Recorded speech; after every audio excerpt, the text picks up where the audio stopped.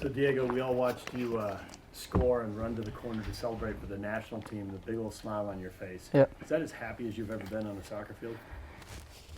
Yeah, I think that Guatemala game was pretty exciting. I think it was the biggest game that I played at that time. And yeah, there's a lot of feelings, a lot of emotions, and yeah, very proud. What feelings are you experiencing now that you had a great tournament, your national team had a great tournament? Once you're back, how do you feel? Yeah, they've kind of all went away now. I think those first couple, days after were very intense with emotions and feelings, but I think now it's kind of just solely strict on RSL now. I'm really focused here, and now for the game on Saturday. That's kind of how it is, quick turnaround, and yeah, ready to go. How grueling is the national team schedule given that you're constantly switching cities? It's like a long road trip. Yeah, it's difficult, very difficult. I think we were in 8 different cities in a month. And this thing says it wants me to unmute it, the host. Sorry, guys. But I think, yeah, it's difficult. Train, play, travel.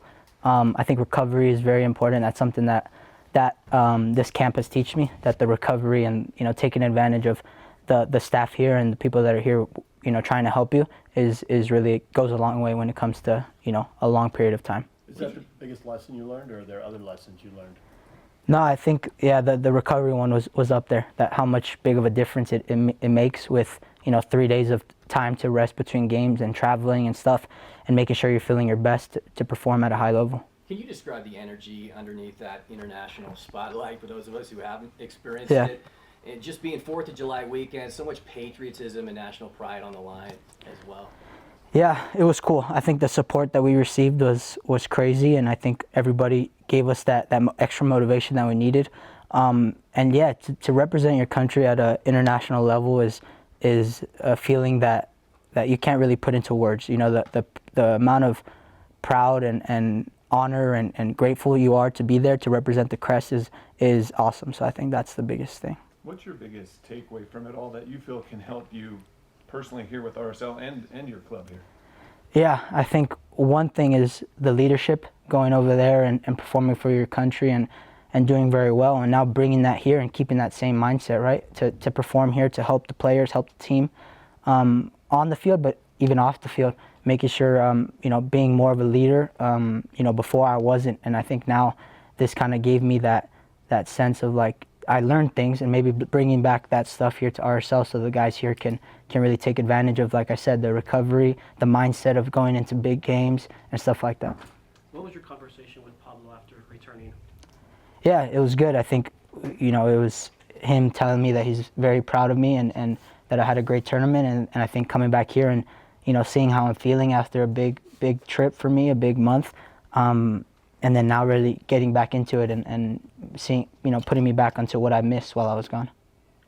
The club's been in a pretty good run of form while you've been gone, three in a row undefeated. How has that felt watching from afar, I guess? Yeah. What do you feel like has been going well that you can now kind of jump back into and help keep that momentum going? Yeah, it feels really good. I think I watched all 3 games, and I saw that the team was, that something clicked to feel like that the team is running more, is pushing more, are fighting harder, and I think I've known that we have the quality in players to do things, and I think now seeing that they have that extra, little fight in them that is helping them with, whether that's the final third or keeping, yeah, I think I saw that just the extra fight in them has allowed us to get that extra thing. That's what we needed, because the quality of players has always been there.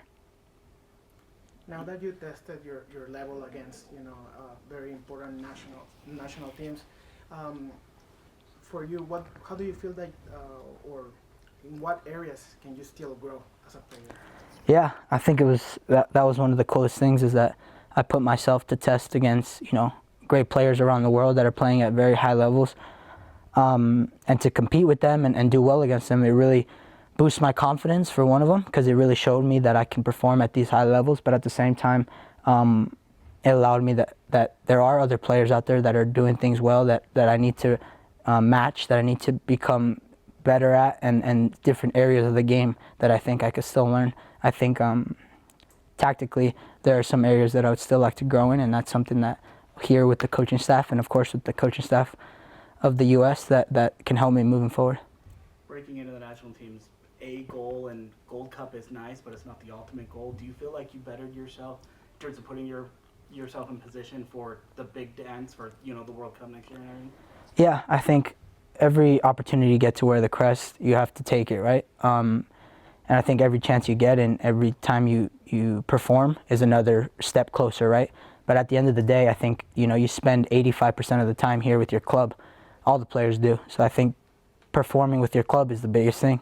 And then now when you go put on the crest, it's about performing in those moments and what you've done leading up to that to allow you to have a good week with the national team. So I think the biggest thing is to continue to perform here with RSL and, make me feel the best and most confident going into, the next time I'm able to wear the crest. After that Guatemala game, there was a lot of talks about, and Diego Luna's agent must be getting a lot of calls from teams around the world interested in his talents. Have you felt any of that increased interest in your talents after the Gold Cup? Well, there's definitely, social media talks, right, and stuff like that. But I'd hope my agent is busy, right? That's soccer, right? So I think the whole thing in that regarding to that is just, that's his job, my agent, to take calls and whoever's calling. And for me, it's about performing on the field and then, let him handle all that stuff. But yeah, social media, you get on Instagram, you get on Twitter, there's things flying everywhere, positive, negative. But I'm really starting to try and get off that stuff because it really is just kind of draining when you see your face on so many posts, positive or negative. It's just kind of, yeah. But yeah. Diego, on the final against Mexico Yeah. in the World Cup, what do you feel it went wrong? Because you were playing really well, and in the final we didn't see the same national team that we saw previously. Yeah, I think it was a difficult game. I think they pinned us back really, really hard, and I think that didn't allow us to get out. I think we were in our half most of the time. I think I was playing a deeper role and defensive role more than I like, right? I think I needed to get on the ball more. I needed to find the pockets, and I think we just struggled keeping the ball. That being said, we still, kept the game very close, and it only came down to, like you said, moments, set pieces, and stuff like that allowed them to take the win. And I think it was just an awesome experience. Besides that, like to play in front of 75,000 fans in a stadium like that, it was unbelievable. And the noise and the adrenaline, the emotions, it was an amazing experience overall. Did you have family in Houston, or were they watching in California or Mexico or both? Or? Yeah, I had like 10 of my family members there in Houston for the final. So for them to witness that and experience that was also really cool and exciting. In 11 months, we're going to have the World Cup here. How do you see yourself, Diego, in 11 months? Yeah, I think this is the year to give it all, right? I think this is the year to make sure I'm at my best, and then see what happens from there, because the final decision is up to the staff, is up to whoever they see is ready at that time. But I think for now, this year coming in is the year to give it all and to prepare myself the best I can to be in that roster. Which players during your time with the new men's national team did you bond with the most during your experience there? Say that question again? Which players on the U.S. men's national team did you bond with the most while you're gone? I'd say I was with Jack McGlynn a lot, Paxton, Aronson, a bunch of the ex-Philly guys. But I think we connected. When you're gone for that long, you got to connect with everybody. So I think Chris Richards, Tyler Adams, they're all boys now, and I think it's cool to make these camps, make friendships that you don't really have before. But now that you're there for a month, you get to know people, and now you got friends to text and talk about. So that's pretty cool. There's been a lot of speculation about whether it's to prepare for a World Cup, whether it's better to be in a bigger league or playing more often. The chance to stay with RSL and play all the time, how valuable is that as you try to maintain your place in the group over the next 11 months? Yeah, I think playing time is one of the biggest things, right? No matter where you're playing, I think if it isn't obvious enough to see that this past Gold Cup team had many guys from the MLS, and we did extremely well, made it to the final, and I think that goes to show that, you know, it doesn't matter the league you're playing in. It's just about playing and performing at where you're at. But yeah, definitely, I think, like I said, playing time is the most important. So wherever all these players are playing, wherever I'm playing, making sure that I'm getting on the field and getting minutes is the biggest thing. Do we want to go to Mattie Casey on Zoom for a question?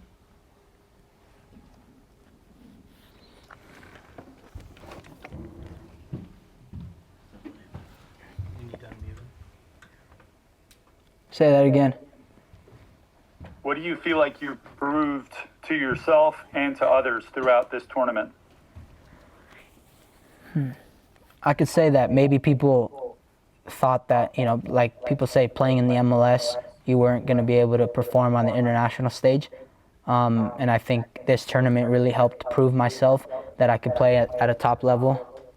And yeah, and I think that really helped, and yeah. When you came back from Argentina, you told us that you learned there that you needed to play with confidence. You needed to have confidence in all aspects of your game. What did you learn most about yourself in this Gold Cup tournament? I think playing freely, playing with joy is something that I'd say put into routine is the biggest thing. Like understanding what works for me, and that's something that I've struggled with my whole career, is kind of the routine and what works for me, what mindset I have to be in to perform. And I think for me, this tournament really helped me realize to not overthink, to not put pressure on yourself, and to just do it because you enjoy the game and you love it. And I think that works for me, and I'm going out there and just, like I said, doing what I'm doing and doing what I love to do, and that allows me to play my best. So I think once I start to put pressure or get into my own head, I think things are more difficult for me. So that was the coolest thing that I learned about myself. Awesome. And then last one for me, Mauricio throughout the tournament praised not just your technical ability, but your maturity and your drive. What kind of conversations were you having with him and his staff about your future?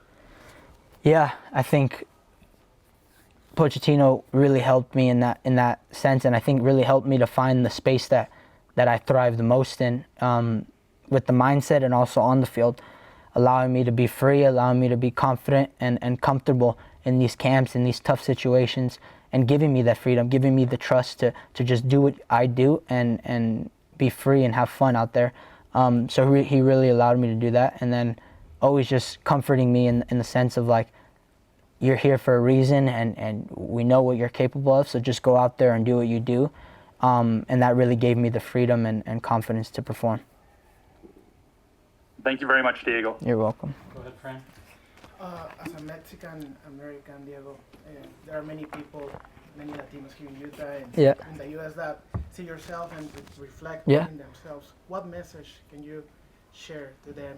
Difficult situations nowadays with the Hispanic community in the country, but what's a good message you can send to them? Yeah, I think that's a good question. I think for me, you can see that, you know, I want to be an example for the Mexican Americans right now, and I think, you know, in the future and whatever, but for me, it's about, you know, being kind, being supportive of each other, and I think through the tough times that are happening right now is everybody sticking together, being smart, being positive, and I think for me, it's just, you know, it's kind of hard because, you know, people see me as, you know, a soccer player, right? But I think it goes further that I'm exactly in the same shoes that they are. And, you know, I just happen to be good at soccer. So I think for me, it's really cool to bond and connect. And I think sticking together is a very big thing, and understanding that, you know, we're here and yeah. Yeah. Going from Pablo's style of coaching here to Pochettino's, and then now back to Pablo's after a month-ish. Yeah. How is that transition? Or are they both just similar enough to say, do your thing? No, there's definitely, you know, differences, and that's what makes it difficult, you know, going in and out of international duty and coming back to club, because you really switch your mindset onto two different things. But I think you hit it right on the spot that there is a big similar thing in my role for the team that I'm playing at, is that they both give me that freedom and both give me that, confidence to do what I do and get on the ball and create chances. But at the same time, I think the defensive roles on with the national team and here are a little bit different, and I think that's where my mindset and has to really switch on and off are more on the defensive side of the ball rather than the attacking. How are they different? I'd say on the defensive side, with the national team here with the RSL, I'd say that I play more, I guess we press a little more, we stay higher on the field, and with the national team, they ask for more recovery, more, I'd say I would say a little bit more defensive effort than here at RSL, but that also plays with the type of teams that we're playing against at the international level, so I think it calls for more tracking back, more being more focused and locked in, because at the international level there's teams that do things you don't really see and different things, overloading, putting guys in different positions. So I think being more locked in on that part really makes the switch harder. Diego, have you let yourself think about what it's going to be like to be back in front of 20,000 fans on Saturday? Yeah, I'm excited. It's something that I have been thinking about a lot throughout this camp, is that I can't wait to get back and put on the RSL jersey and in front of the fans that have been amazing support while I was gone. I think the support, and there was a video that RSL posted of the fans and saying words to me, and it kind of it made me tear up, and I'm excited to come back and play there and score goals in front of our fans, because without them, without RSL, I wouldn't be where I'm at right now. So I'm extremely grateful and I'm excited. What are your goals for the second half of the season? Yeah, I think it's a good thing. I think for the team, we got to really finish strong, right? I think we got to put in a good ending to the season and really clinch playoffs, of course, right? That's the number one goal, is making playoffs. And then for me personally, I think double-digit goals, double-digit assists is still something I'm looking for. And then continuing to just improve myself throughout this remainder of the season, going into next year to really go after it. Anything else for Diego? Is coming back into the comfort zone here, or have you noticed over the past, now that RSL's starting to pick up speed, that there's enough of a difference of, oh, all right, here we go? Yeah, I wouldn't say it's like a comfort zone. I think being in your own home and outside of soccer, definitely. But I think with the club and here, it's the same thing. You're fighting to get on the field. Nothing's going to change just because of what you're doing outside. You're still fighting for a spot. Training, you have to train hard. And then the job's not done. You're here. We got a game on Saturday, and I got to perform there. There's a game on Wednesday, got to perform there. And I think that's the cool thing about this, is that I feel good after this tournament, and now I'm coming right back into club and ready to perform for RSL and keep my foot on the gas, because I'm feeling good.